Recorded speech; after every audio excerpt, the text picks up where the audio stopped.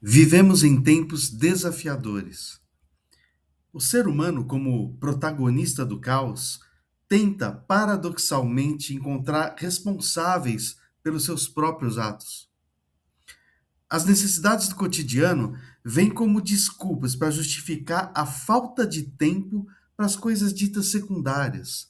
Filosofia, arte, música, meditação, estudos espirituais e conscienciais, buscas por questões existenciais profundas. Para que tudo isso? Afinal, somos eternos, não é mesmo? Tudo que a gente constrói aqui, conta bancária, patrimônio, família, amigos, vão estar sempre com a gente. Será?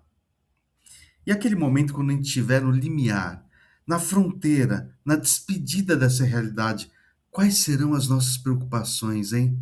E as nossas reais questões? E o que é lucidez nos processos de escolha?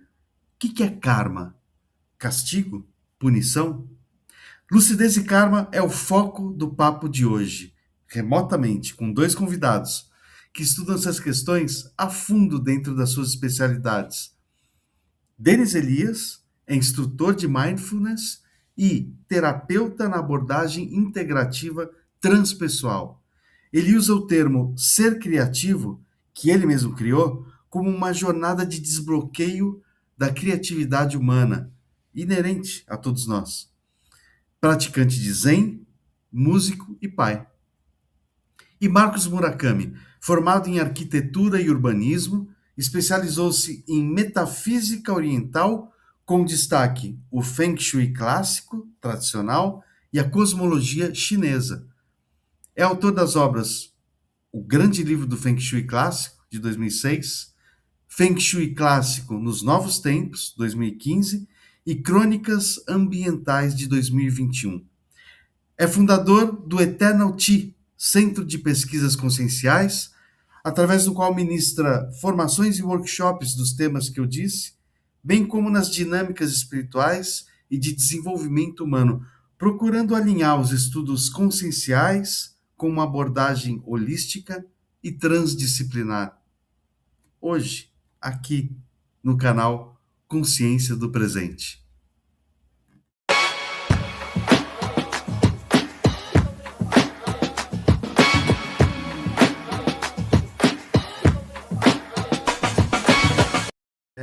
Obrigado, gente, de vocês estarem aqui nesse, nessa tarde de gravação aqui no Consciência do Presente. Bom ter vocês.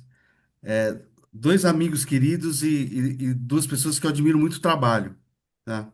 Que eu acompanho já há alguns anos, né? E duas pessoas, inclusive, que eu fiz curso, né? Fiz curso com o Marcos Murakami, fiz curso com o Denis, e dentro de, lógico, de abordagens diferentes, mas pessoas que eu conheço muito bem o conteúdo e a forma de visão de mundo, e eu acho que converge muito bem com o tema que a gente vai falar hoje aqui, né?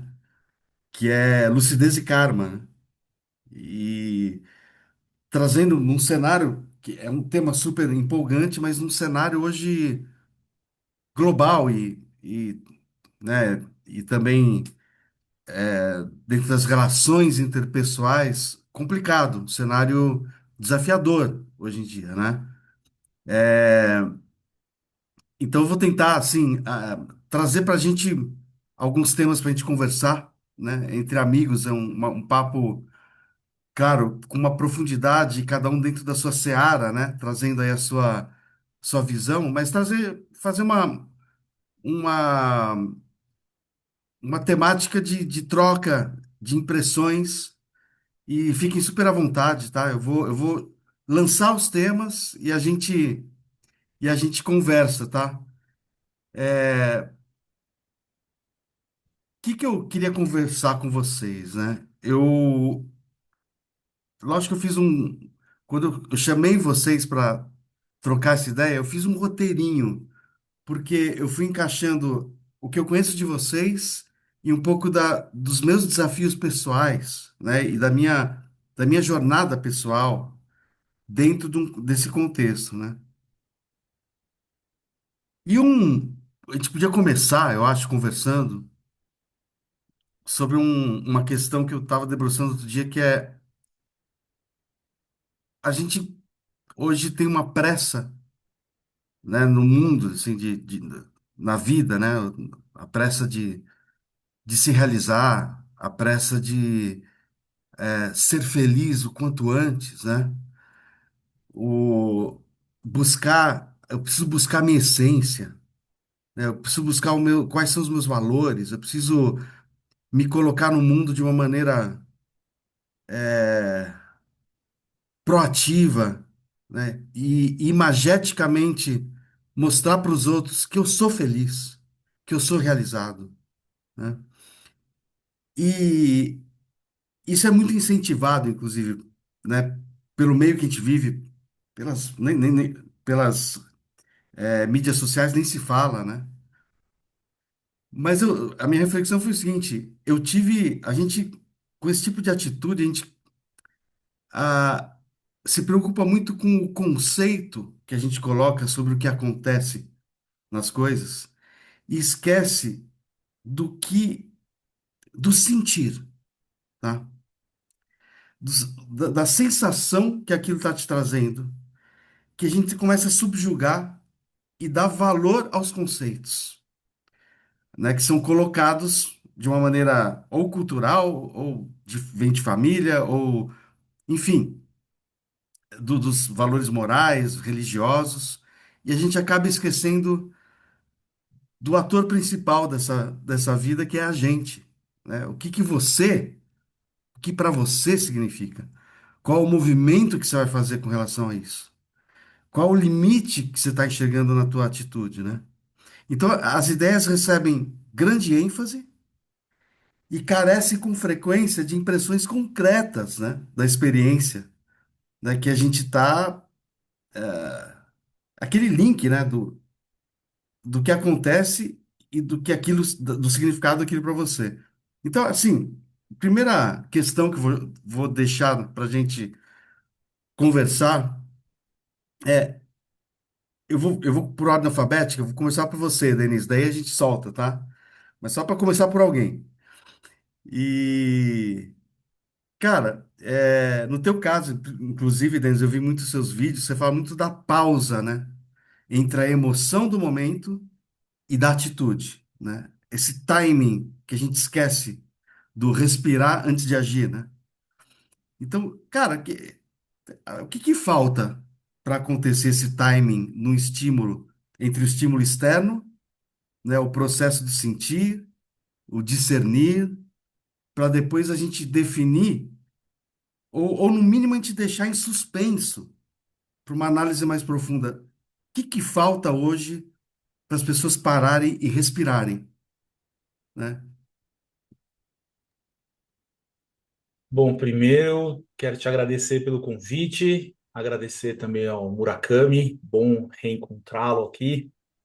Faz tempo, a última vez que eu encontrei o Murakami, eu acho que foi quando ele me deu um autógrafo do livro Ó, dele lá no CEF, o lançamento do livro do Feng Shui, lá no CEF. É muito bom aqui a gente poder bater esse papo de novo aqui. Cara, dando uma perspectiva que é do meu foco de atuação hoje, que é do mindfulness, conhecido também aqui no Ocidente como atenção plena, que eu também não gosto muito desse nome, eu prefiro atenção consciente, mas atenção plena é o nome que pegou. E da minha prática pessoal no Zen, eu acho que o que falta, eu vou usar um conceito que vem do mindfulness, são os três pilares assim do mindfulness, que é intenção, atenção e atitude. Falta essas três coisas, assim. Acho que primeiro de tudo falta uma intenção, falta uma percepção, um reconhecimento do nosso estado, um reconhecimento do nosso contexto que é acelerado, que está em que as informações e os estímulos estão aumentando exponencialmente, que fazem com que a nossa atenção fique completamente fragmentada. A gente tem muitos cantos da sereia ao longo do nosso dia, né? Muitos estímulos atraentes. E aí quando a gente perde a consciência de onde a nossa atenção tá, a gente entra nesse modo automático, né? que para alguns, alguns chamam de modo automático, outros chamam de um modo meio robozinho, tem o termo normose, que eu gosto bastante também, e tem na neurociência o nome rede neural padrão, que é quando é ativada uma região mais central do cérebro, assim, que é muito narrativa, é baseada em tempo e espaço, e tem um grande personagem central, que é o eu. Então a gente passa o dia filtrando todas as nossas experiências como se tudo fosse pessoal, direcionado a nós, e isso vai gerando uma reatividade imensa, porque dessa forma tudo parece ameaçador, o mundo parece muito vasto, grande, e nós aqui pequenininhos, isolados e separados de tudo. Isso ativa os nossos mecanismos mais primais de defesa e isso gera essa reatividade toda. Então, primeiro é essa intenção, né? Então, acontece esse reconhecimento e a gente coloca essa intenção de, tipo, eu não quero mais agir desse jeito, eu quero agir de um outro jeito. E aí, nessa definição desse protocolo mais contemporâneo que surge, que é esse mindfulness, esse nome, mas que, na verdade, está baseado em uma prática que é milenar do Oriente, fundamentalmente budista, com algumas influências do Vedanta também. O John Kabat-Zinn, que foi o primeiro cara que formalizou o mindfulness, ele criou esse nome mindfulness como uma tentativa de expressar um conceito que lá em Pali, que era a língua do Buda, era uma palavra que era sati. E um dos significados da palavra sati tem alguns significados, que é reunir, recolectar, tem um dos significados é relembrar. E eu gosto muito dessa noção. Então, a gente precisa se lembrar disso muitas vezes ao longo do dia. São vários lembrar-se, porque a gente esquece. Quando você vê, já foi. Quando você vê, você já está lá no feed. Quantas vezes, né? Quem nunca pega o telefone e fala, putz, preciso ver lá uma mensagem no WhatsApp. Quando vê, ficou lá 15 minutos rolando o Instagram e não viu a mensagem do WhatsApp, né? Então, é um lembrar-se. Eu acho que a gente precisa ter essa intenção de se lembrar, de dar essa brecadinha e de perceber ali, reconhecer aonde que a nossa atenção está no momento. Eu acho que eu vou ou querer ouvir o Murakami por enquanto, que senão eu desembesto a falar aqui. Vocês, por favor, me Não, interrompam. não, eu vou até fazer uma ponte para o Marcos entrar, porque você fala da reatividade, né,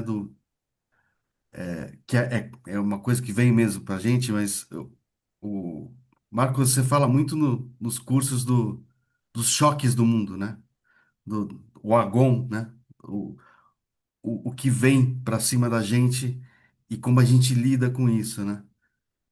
Cara, e como a gente tem o conceito de karma aí, eu queria também entrar com esse assunto dentro, já falar um pouquinho do que é karma fora do conceito religioso também. E lógico, fica à vontade para comentar sobre o que o Denis falou. Fica tranquilo. Bem, é um prazer estar com vocês. Paulo, obrigado pelo convite. Denis, é um prazer também revê-lo depois de tanto tempo. A gente é muito interessante esse tema, né? Que de uma certa maneira ele tange toda a dinâmica consciencial, espiritual, que é o conceito de presença, de lucidez, né? E de experimentação. Algumas pessoas falam, né? Parece meio redundante, mas do aqui e agora, né?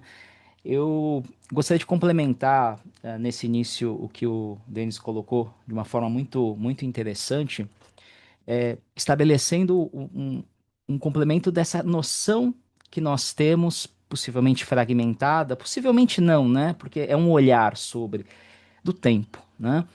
E como o tempo gera uma perspectiva, se a gente não tomar cuidado, desses temores externos, né? A exterioridade, a ameaça da exterioridade.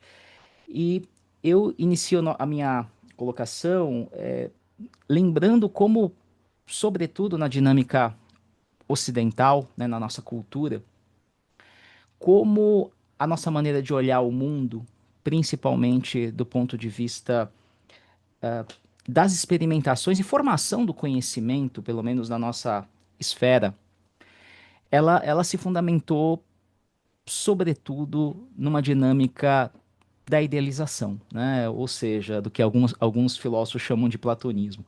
Então, essa visão platônica da, do mundo, o ideal do mundo, o ideal de vida, uma separação, uma linha em que você tem o que deveria ser perfeito, né? E o que nós temos no mundo, e a gente sempre correndo atrás, né, de uma cenoura de realização, de satisfação, né? Cria um índice da dita felicidade num lugar que sempre não está onde nós estamos, né? No geral é isso. Essa fragmentação nos faz com que a gente sempre seja, como você mesmo colocou, Paulo, na questão da moral, nós sempre estamos cumprindo papéis, né? O papel da família, o papel da sociedade, o papel dos negócios. E hoje essa vertente do mercado, o mercado não pode parar, é típico, que demanda uma série de relações, e a gente está sempre esquecendo o nosso olhar sobre a gente mesmo, né? Como também essa questão do próprio estar, né? O estar presente.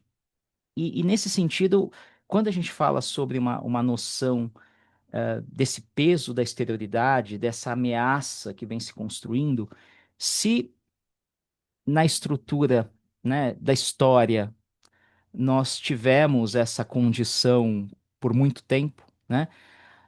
E ainda temos essa noção do ideal, né? Seja o ideal de vida, o ideal divino, o ideal de pessoa, o ideal de homem, todas essas questões. Hoje, talvez como uma resposta, né? Claro que eu estou resumindo muito, mas fazendo um recorte, nós temos uma resposta a essa dureza que é o eu, né? Mas não é o eu comprometido com o processo do autoconhecimento, ao meu ver, né?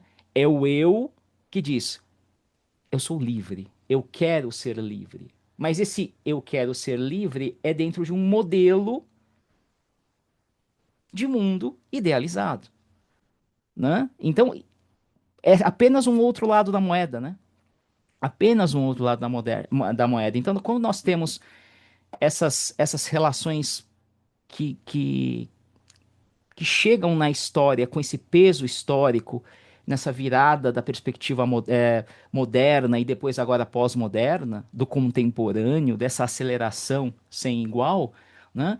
O olhar para nós do tipo eu primeiro, eu preciso, o que eu preciso, né, fazer, ou o que eu necessito enquanto pessoa, enfim, aquela condição, é um fruto também de uma fragmentação, uma tentativa retórica, né, de se conhecer ou de estabelecer necessidades conjugadas. Só que esse é um problema também, né? Porque não deixa de ser uma resposta a essa condição de outrora. Eu diria que, como aí citando dois estudiosos que acho que falam bastante, contemporâneos, né, que falam bastante sobre a questão da pós-modernidade, né? Nós temos, principalmente, eu gosto de citar muito o Bauman, né? Quando o Bauman ele fala do medo líquido, que é esse medo que é uma ameaça que cada vez fica, que não é mais concreta, é uma ameaça que você não sabe de onde vem, né? É alguma coisa que você vai sentindo e aí você precisa, obviamente, concretizar, estabelecer uma materialidade nessa condição. Essa materialidade ela é arquetípica, ela vai mudando. É o chefe, né? É o parceiro ou a parceira, é a economia, qualquer ameaça, ela entra numa condição nessa relação. E o outro que eu gosto de ler bastante sobre ele, eu acho interessante esse diálogo entre o Churran, entre o Bauman e agora o Churran, né? O Churran, quando ele fala dessa sociedade do esgotamento, essa sociedade do cansaço, essa sociedade que não sabe mais por que faz, mas continua correndo atrás, né? Tentando completar, né? Tentando colocar coisas que ele nem sabe o que é, né? Não é mais uma sociedade da obediência, né? Estude, se forme, faça especializações que o emprego está garantido. Agora não. Então você é o seu próprio empreendedor, né? E ao mesmo tempo isso gera uma prisão absurda, né? Como diria na visão Foucaultiana, né? É muito brutal como nós estamos nos aprisionando nessa interface. Então, o ponto que fica, acho que, agora me alinhando um pouco mais à questão do que o Denis falou, é que em algum momento, né, a pessoa ela tem que escolher, aí entrando nessa questão da escolha, fazer algo diferente. Mas o fazer algo diferente, que talvez aí eu permeio no conceito da imanência, é fazer algo que estabeleça uma condição que abre mão desse idealismo da vida ideal, né? E isso talvez seja a maior dificuldade. Como que a gente estabelece o que eu gosto de chamar nos cursos, nas minhas pesquisas, como tempo interno, né? Esse tempo interno que é um tempo do ritmo da sua própria vida, enquanto que o tempo externo é o tempo do mundo, é o tempo das exigências, é o tempo dos papéis, né? E como que a gente faz? A gente precisa desses dois tempos, porque direto ou indiretamente a gente funciona no mundo, né?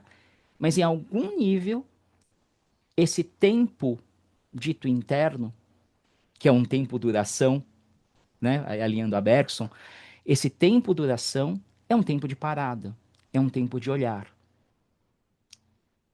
é um tempo diretamente ligado a um tempo meditativo. Das várias expressões dessa meditação, mas de qualquer forma, esse tempo meditativo, esse tempo interno, é um tempo de perceber uma relação possivelmente não mais evoluída, eu não gosto muito dessa palavra, mas mais compreendida sobre o nosso potencial de realizar enquanto devir, enquanto presença. E eu acho que aí a gente começa a mudar algumas coisas. E neste sentido, alinhando com essa noção de karma, e voltando a você, Paulo, eu acho que quando a gente fala de karma, né, do sânscrito kir, né, compreensão através da ação, karma é escolha, direta ou indiretamente. Não é o significado escolha, mas ele está atrelado a uma noção de realização no vazio. E karma, direta ou indiretamente, está atrelado a uma condição de presença. Só que condição de presença é muito difícil, porque escolher, a gente lida com dois choques, falando essa questão do Agon. Primeiro, aquilo que a gente deixou para trás, ou a gente acha que deixou para trás, né? E aquilo que ainda não está construído, é devir, é um vir a ser. Então, presença requer realmente uma noção de coragem, um enfrentamento sobre os nossos limites e um brio de continuidade desse reforço cada dia, constante, a cada segundo, como potencial de algo diferente. Então, eu volto para você nesse sentido. Eu acho que essa relação que nós temos com essa dinâmica desse choque, eu, eu gosto muito dessa pesquisa do Agon, ou eu tenho uma perspectiva mais parésica da vida, que tem a ver com um pouco desse choque. Eu vejo que vida é Agon, em algum nível, né? O ponto é que, em grande escala, nós, como sociedade, trabalhamos esse agon e geramos conflitos. Conflitos internos, conflitos externos, né? E a gente ainda não consegue dialogar muito bem nessas relações de exterioridade e interioridade, portanto, de presença. Agora, uma questão é que quando o conflito começa a se tornar confronto. porque confronto é domínio de território. É o que nós estamos vendo depois de pouco tempo de uma suposta paz globalizante, em que o mercado está aberto. Hoje chegamos a essa condição, novamente, né? E a história se repete. Então, o ponto que eu finalizo, peço desculpas pela extensão, onde nós estamos enquanto presença no sentido ético, cosmoético, e que se inicia com uma relação existencial, né, de quem nós somos, a nossa presença no nosso cotidiano, nas nossas dinâmicas de vida. Eu acho que o que a Denis colocou com relação a estar atento, prestar atenção nessas dinâmicas do cotidiano, a gente muito, até pelo modelo de mundo, nós costumamos olhar muito para o macro, né? E difícil essa relação de olhar para as ditas pequenas coisas, né? Eu preciso fazer determinada coisa para chegar lá. E a gente esquece do pequeno, do pequeno, entre aspas, né? Do cotidiano, né? Das vírgulas. Eu olharia mais para as vírgulas e para os três pontos, o devir. Cara, interessante, porque ah, fala do conceito de karma, né? E esse aspecto nosso de confronto, né? Um- ele tem ainda a raiz, acredito eu, no medo instintivo do animal, né? O, que a gente sempre acha que existe uma ameaça à espreita. Parece que a gente está sempre com medo de sair da caverna, né? Porque parece que algum predador vai estar lá para pegar a gente, né? Então a gente cria a, subterfúgios, né? E cria autodefesas que a gente pode se blindar, né? Contra essas ameaças. Então, hoje, ao invés de pegar na lança, né? Muito embora, né? A gente tem outros tipos de armas, de belicismos hoje, de ferramentas bélicas hoje. Mas falando mais do nosso dia a dia, né? Em vez de a gente pegar na lança, a gente cria valores e juízos de valor, né? Que é essa blindagem moral. E hoje quando a gente fala de karma, Marcos e Denis, eu pensando em karma esses dias, e eu já ouvi várias vezes essa frase. Não, isso é o meu karma. Eu não tenho mais escolha. Eu tenho que viver isso. Esse é o meu fardo, né? É, isso já foi designado por algo superior, pelo qual eu não tenho nenhum tipo de controle, né? Então eu tenho que aceitar. E vive a vida como se a vida fosse um eterno campo minado, né? Que a qualquer momento você pode ter algum problema sério e, enfim. Você que está assistindo isso aqui hoje, né? É, para todo mundo aqui que está vendo a gente, eu queria deixar bem claro, aqui não tem muita, a gente não tem muita mão na cabeça, sabe? A gente é uma coisa mais transparente e clara. Eu queria colocar aqui o seguinte, será que é preciso a gente começar a abandonar, entre mil aspas, tá? Esses valores construídos ou rever esses valores, vamos falar de revisão, seja eles os valores morais da sociedade ou os valores, eu vou ter que citar aqui, religiosos, sim, porque a religião ela tem uma grande influência hoje. E eu vejo cada vez mais, né, o radicalismo religioso, né, não é a tua escolha de fé, né, aquilo que você deposita no transcendente mais. Hoje a religião ela é totalmente embolada com o que a pessoa tem que fazer no trabalho, né? Como a pessoa tem que se relacionar num namoro ou num casamento. Hoje tá, a religião ela é o norte, né, de um discurso moralista, né? A gente vê hoje o mundo brigando por conta do- voltando ao juízo de valor, né?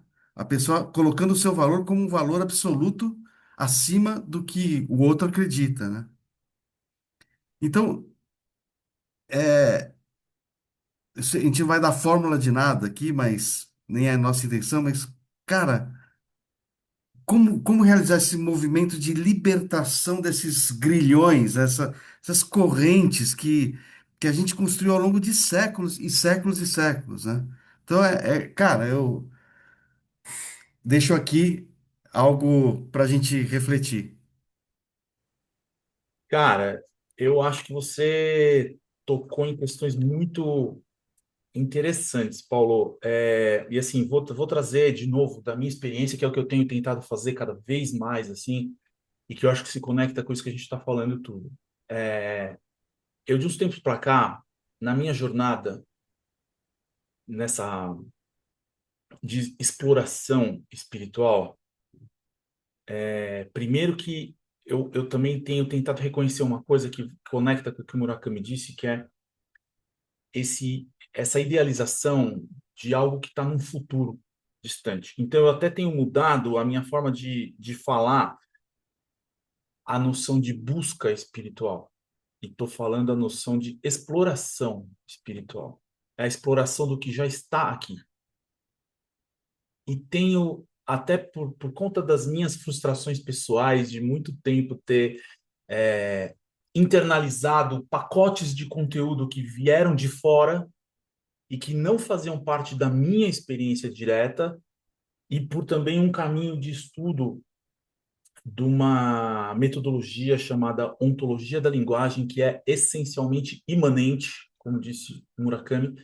Isso me contaminou de um jeito muito forte, ao ponto que em um certo momento eu comecei a rejeitar tudo que era transcendental. Tudo. É assim, tá aqui, é perceptível, tá no campo da minha experiência? Não, então não existe. Não existe. E eu não vou basear a minha experiência, as minhas escolhas, em conceitos que são completamente idealizados, né? Que podem ter uma lógica interna, tem toda uma construção no tempo, tem toda uma construção cultural, mas não está na minha experiência.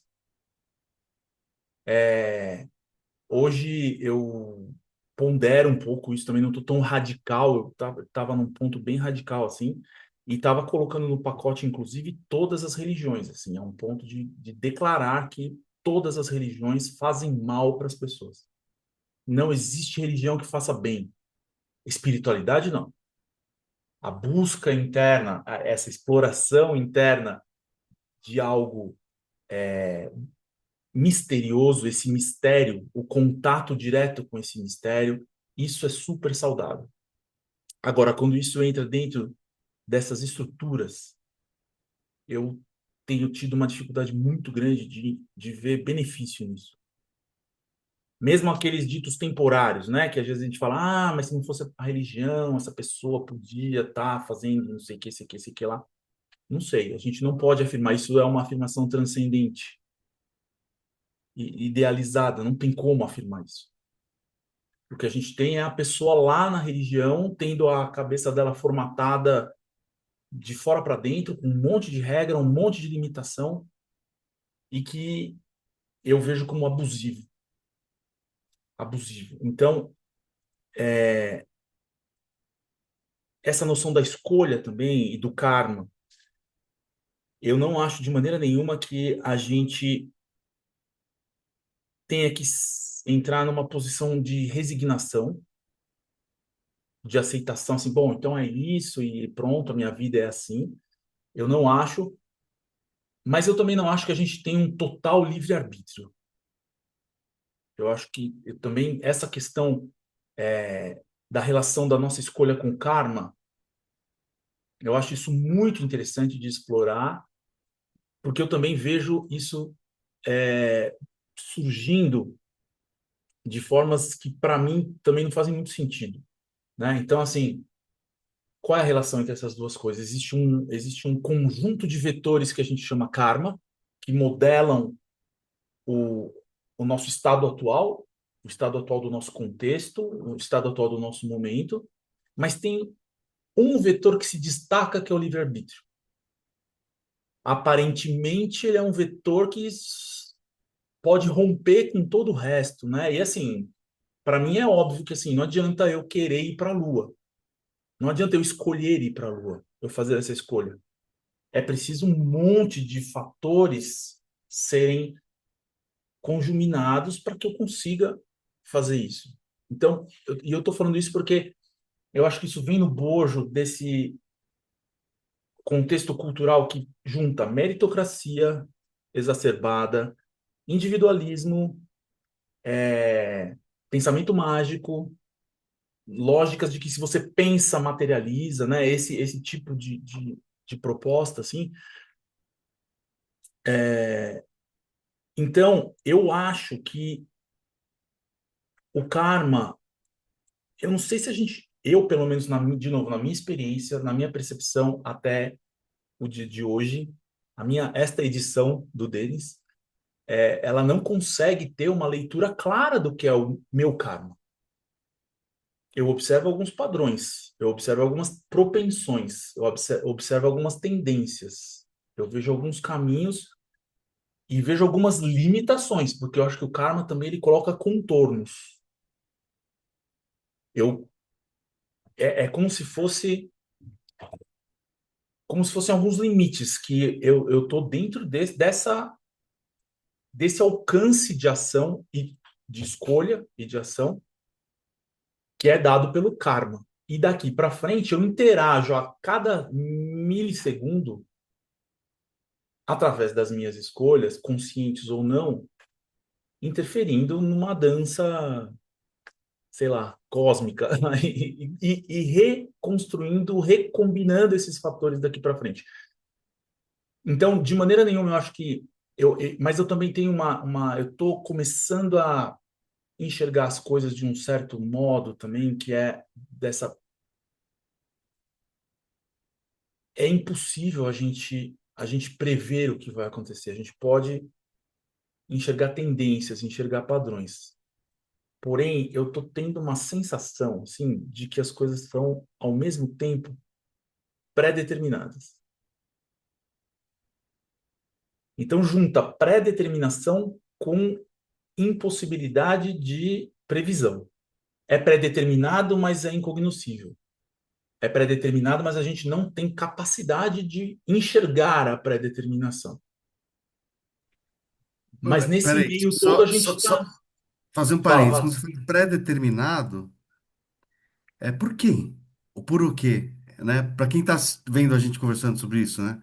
Pré-determinado, o que pré-determinou? Um evento anterior, ou uma série de eventos anteriores, que a gente não tem, ou uma força que a gente não compreende, né? O que pré-determina? Eu não consigo te dar essa resposta em dois âmbitos. Eu não consigo nem determinar isso como uma entidade que atue diretamente, e nem te dar uma resposta precisa de qualquer outra natureza. O máximo que eu consigo chegar é essa pré-determinação acontece pelo movimento, pela soma de todos os movimentos do cosmos.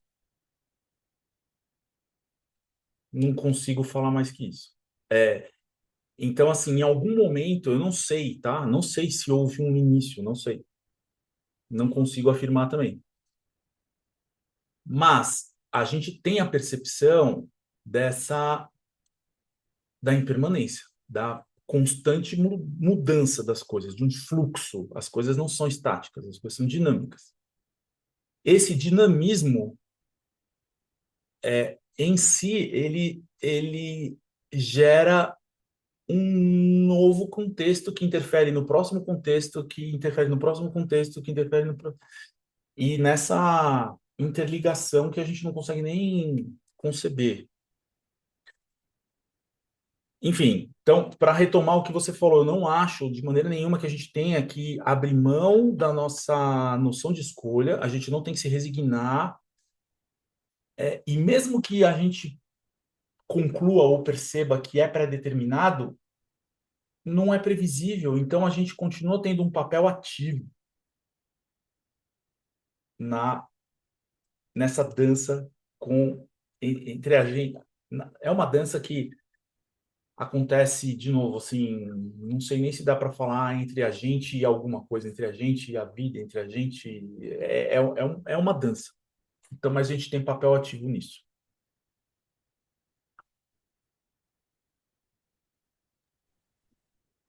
É Fica à vontade. muito obrigado. É muito interessante as suas ponderações, Denis. Eu fiquei pensando em várias possibilidades de complementar o que você colocou, que você desenvolveu.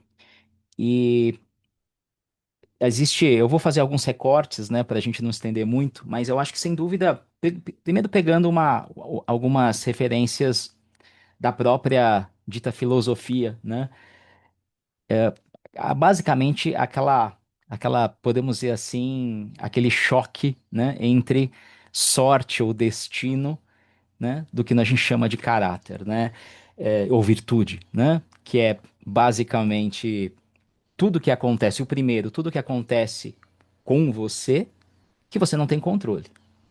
Ou você acha que não tem controle. Enfim, o pacote aconteceu, né? Por que Deus? Por que, né, eu saí hoje, naquele momento que estava passando o caminhão descontrolado, enfim. A gente pode, né? O outro, obviamente, é a virtude, o caráter, é a despeito de tudo que acontece ou aconteceu conosco, com você, é o que você faz com isso, ou seja, o que você faz a partir do que acontece com você, né? Então, essas relações de forças, elas são muito interessantes para essa dança da vida, eu acho, sabe? E, e sem dúvida alguma, se a gente pode considerar nessa interface dessas tônicas místicas, né? Que às vezes é um problema também, realmente, porque algumas relações como karma, você tem muito peso, né? O peso, né, da própria palavra, nas suas mais variadas vertentes místicas, sobretudo religiosas, esotéricas, né? Mas quando a gente alinha essas considerações, eu sempre gosto de colocar essa relação de que grande parte da sociedade, como a gente construiu nesse modelo idealizado, e que engloba a contemporaneidade, como eu coloquei, apenas a gente tentar sair correndo de um pacote que a gente construiu, né? E aí, obviamente, fica mais fácil acusar os outros, né? Do tipo, afetos tristes de causa externa, né? Eu não sei da onde vem essa dor, então eu coloco a causa dessa dor no outro ou nas condições externas. Mas quando a gente fala sobre essas questões de força, dessas forças de dinâmicas de aprendizado, e eu acho que assim, a questão do karma enquanto vazio, né, vamos considerar nessa relação e não como algo moral do que você fez errado, portanto você tem que passar para aprender, né, nessa relação. A gente não dá para a gente separar karma de Dharma, né? Quando a gente fala de Dharma, não no sentido positivista da palavra, positiva da palavra, que é essa questão do que a gente fez de bom, portanto, são os nossos merecimentos, mas Dharma enquanto meio, né? Tradução mais próxima, meio, campo, né? Pelo qual o karma se manifesta. Para o karma se manifestar, eu preciso de um Dharma, né? Eu preciso de um campo mais eficiente para que haja as acelerações, ou que eu imagino ser as acelerações que eu preciso aprender para passar, atrelado à minha necessidade de experimentação. E sem dúvida alguma, para haver, me parece, neste momento, uma, uma relação coerente desses perfis de forças entre karma e dharma, eu preciso ter limites, né? Pela nossa limitação, vamos começar pelo físico, né? Não basta eu pensar, eu quero voar, que eu vou voar, né? Né? Seja pelo pensamento positivo, principalmente o pensamento positivo hoje em termos quânticos. O pessoal fala, pensa é quântico, né? Prosperidade quântica. Aí você tem algumas coisas que você fala assim, cara, são realmente, né? Com todo respeito, mas enfim, fica esquisito, né? A gente pensar o aspecto consciencial sobre essas matizes, né? Porque ela fica absolutamente utilitarista. né? Basicamente, eu penso na vaga do shopping, eu encontro a vaga do shopping do lado da porta, como se isso importasse muito na minha vida.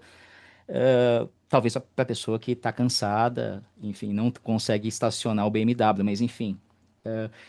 O ponto, eu acho que nessas relações de choque, sem dúvida alguma, a gente está começando a destreinar a nossa dinâmica de virtude ou de caráter. E esse destreinamento, ou eu gosto de colocar essa alienação, ou como diria Gurdjieff, a gente tá indo de encontro, né, a um homem que está fazendo um convite, mas esse convite é agônico. Então a gente vai ao encontro desse homem máquina que ele busca uma zona de conforto interno, porque é sempre o eu que está sofrendo. Então você tem aquela questão que é o vitimismo. Hoje, a pós-modernidade, ela me parece muito baseada nessas relações de vitimismo. E aí entra essas justificativas ditas kármicas. É o meu papel, é o meu vazio. Como assim vazio? É o meu vazio. Acho que eu vim aqui para fazer isso.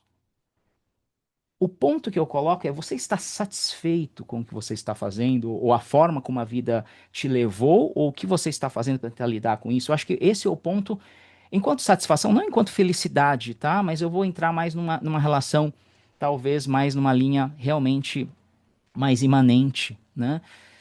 Principalmente, talvez, espinosiana da vida, né? Daquela questão, olha, nessas relações, agon, como choque, uma perspectiva parésica, nós tudo. Hoje é muito comum aquela relação muito idealizada e místico-esotérica da natureza como sendo um equilíbrio das forças, né?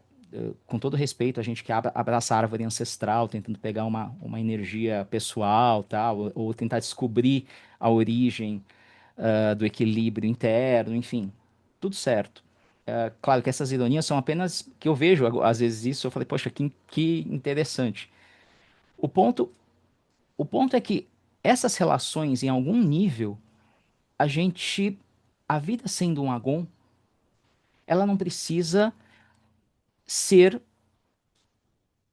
algo que, que gere um conflito além de dinâmicas da própria perpetuação da vida, que eu acho que é a maior ética que existe, né? Cosmoética, manutenção da vida, continuidade minimamente da vida, a sua e do outro. Então, portanto, uma cosmoética. E nessa relação de forças, eu acho que o ponto é que a gente não está conseguindo mais abarcar tamanha, tamanho vazio, e sempre lembrando que esse vazio talvez seja a porta para uma coisa mais profunda, mas é necessário também uma certa coragem para olhar para ela, porque é um agon, né? É agônico.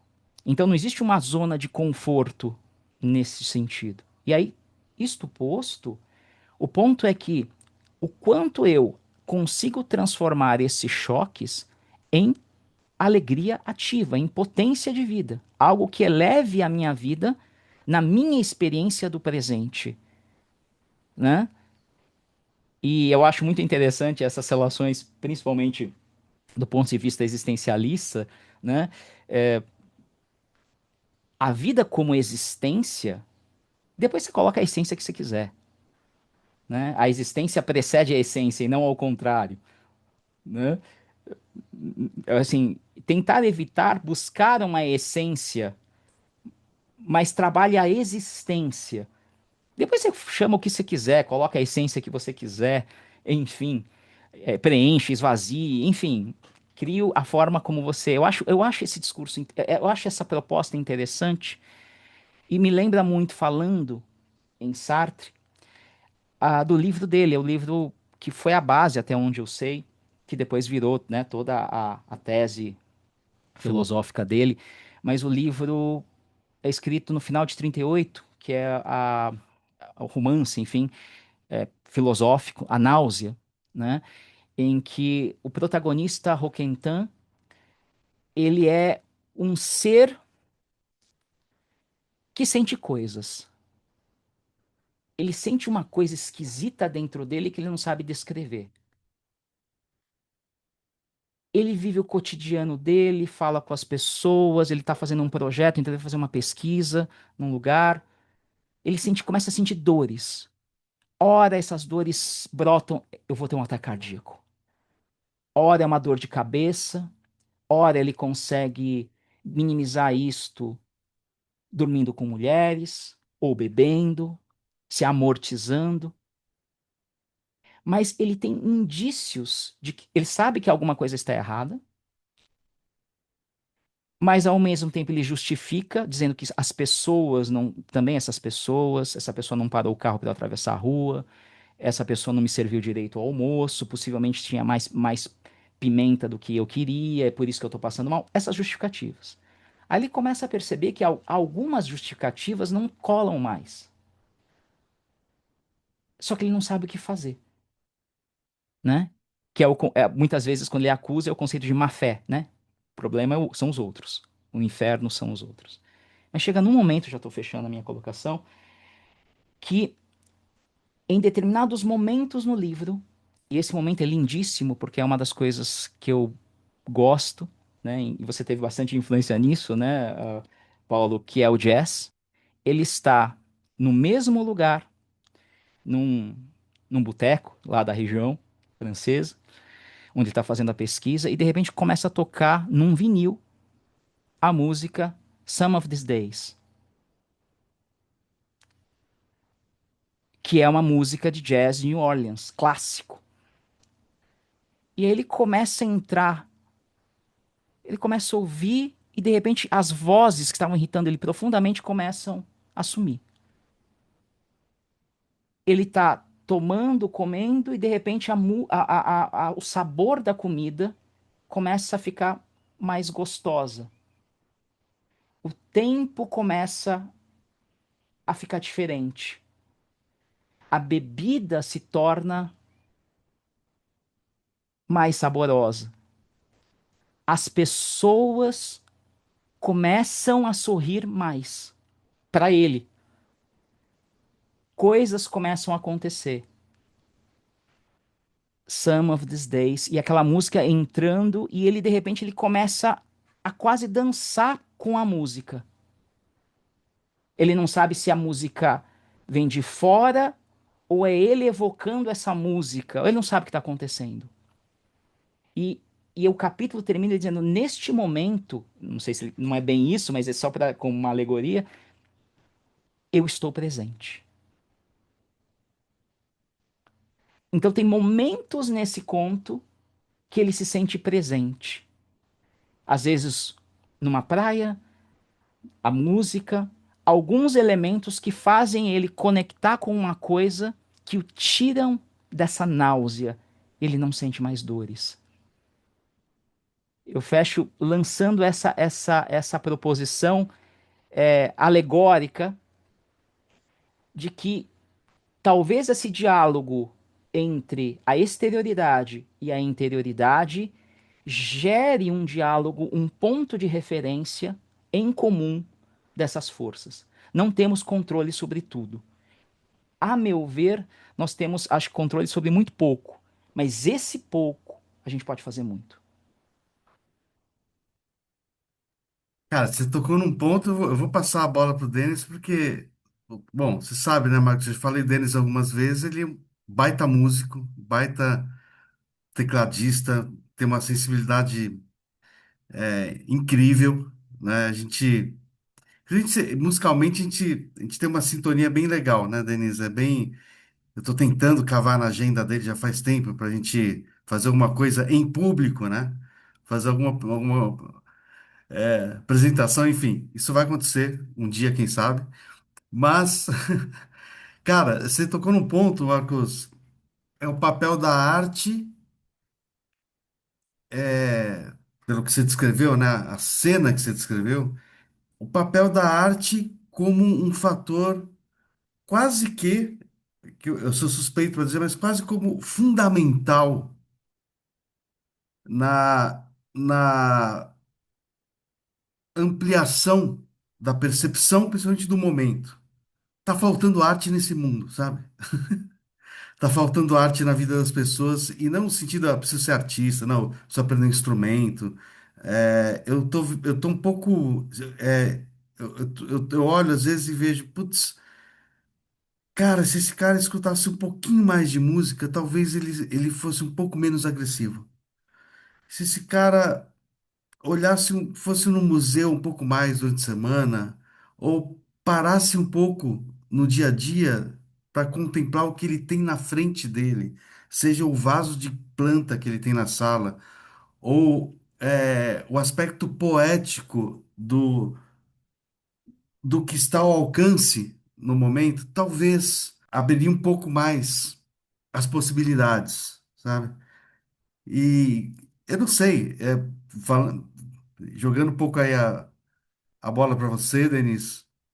É, já que o Mura tocou em jazz, em música, né? Eu acho que isso não dá para gente escapar muito desse assunto aqui, mesmo porque o, ah, eu, eu acho que a abordagem, principalmente os papos que eu tenho vem tendo com o Marcos ultimamente, tá mais ligado, né, a cinema, música, estética, artística, do que outra coisa. Isso tem feito muito bem. Assim, isso tem me trazido uma. Quando eu me envolvo com esses assuntos, eu estou ando percebendo uma alegria tão grande e uma facilidade maior, não uma solução, tá?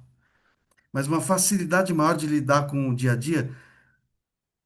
Como é que você, no teu trabalho como terapeuta, como é que você encaixa o teu lado musical, Denise? Como é que você traz a música para essa visão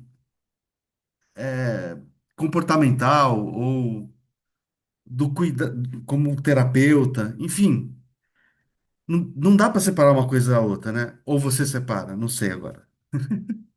Não, eu acho que não dá para separar, e eu acho que eu concordo plenamente quando você disse que está faltando arte, e arte nesse sentido não precisa ser aquela arte com letra maiúscula, a arte lá do museu, a arte toda formal, assim, que é super importante, sim, mas nesse âmbito que a gente está falando, eu gosto da arte mais cotidiana, uma arte mais acessível a todo mundo, como se disse, não precisa ser artista, né? Mas eu acho que a arte, por exemplo, um dos aspectos que ela é muito importante hoje em dia, no nosso contexto atual, e que eu gostaria muito que a gente movimentasse mais para ter mais arte em torno de todos nós, é uma questão da dessensibilização. Eu acho que a gente, com o acesso a muita informação, a muita realidade nua e crua, assim, e a exploração disso, do sofrimento alheio e das violências mil que existem o tempo inteiro, a gente está se acostumando com isso e endurecendo, assim, enrijecendo a nossa percepção. Então, nesse sentido, eu acho que a arte é essencial. Outro aspecto que eu acho que é importante, e aí sim bastante terapêutico, apesar de não necessariamente se utilizar da arte como terapia em si, por exemplo, musicoterapia ou alguma questão mais expressiva, pode sim ter, mas é o acesso a uma originalidade, a uma espontaneidade.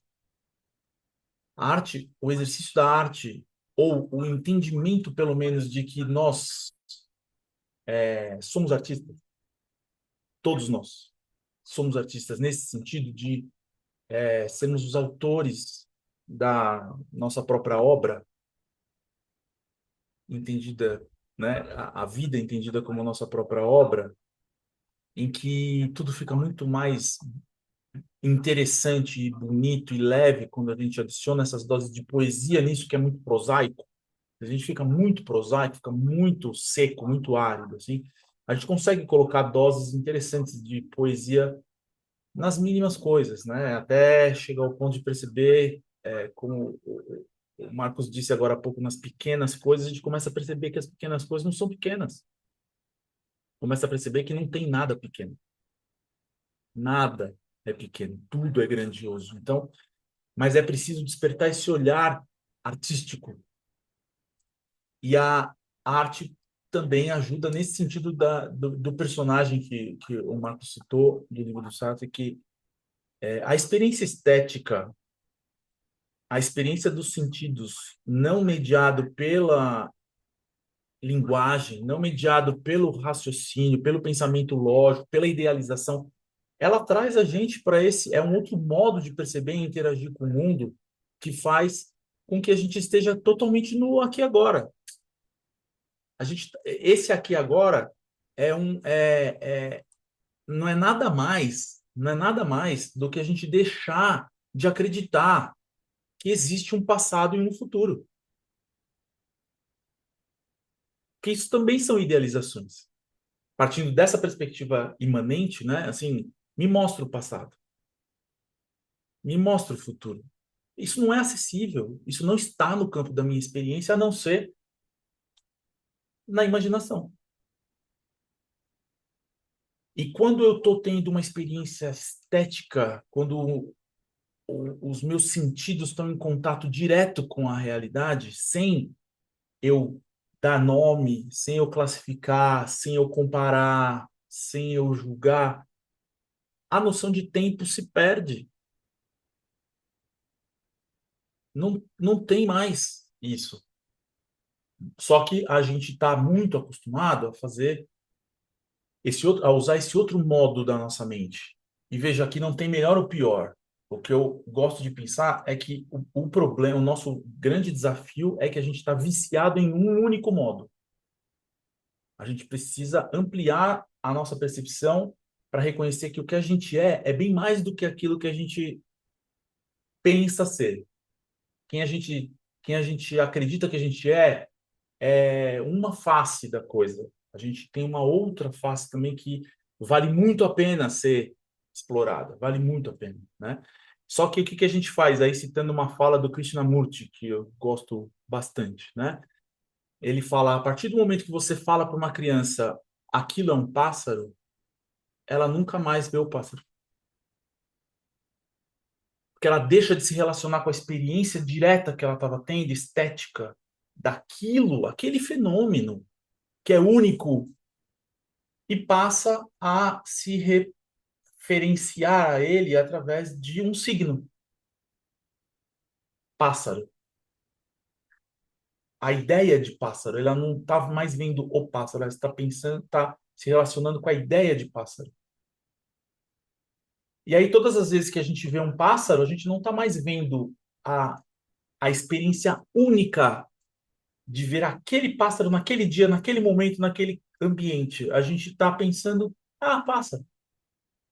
E aí a vida começa a ficar prosaica demais, porque tudo já é conhecido, tudo é rotulado, tudo se encaixa em classes, em tipos, e aí isso tenta também suprir, para conectar com uma coisa que a gente falou mais cedo, um grande medo que eu acho que a gente tem, que é o medo do desconhecido.